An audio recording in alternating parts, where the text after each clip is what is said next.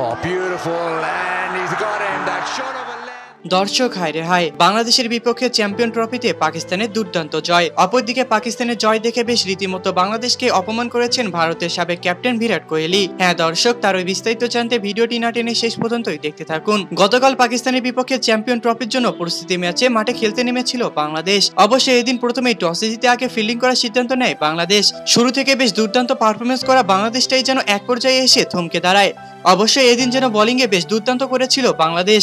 একের পর এক উইকেট তুলে নিতে বাধ্য করেছিল পাকিস্তানের, কিন্তু পাকিস্তানের দেওয়া রানের জবাবে ব্যাটিং করতে নেমে যেন এক পর্যায়ে নিজেদের সামলাতে পারেনি বাংলাদেশ। বাংলাদেশের শুরুটা ভালো করতে পারলেও শেষ দিকে এসে বেশি একটা ভালো পারফরমেন্স করে দেখাতে পারেনি ভক্ত সমর্থকদের মাঝে, যার কারণে বেশ লজ্জাজনকভাবে ম্যাচটা হারতে হয়েছে বাংলাদেশকে। আর অপরদিকে বাংলাদেশের এমন হার দেখে বেশ হঠাৎ লাইভে এসে ভারতের সাবেক ক্যাপ্টেন বিরাট কোহলি বেশ রীতিমতো অপমান করেছেন বাংলাদেশকে।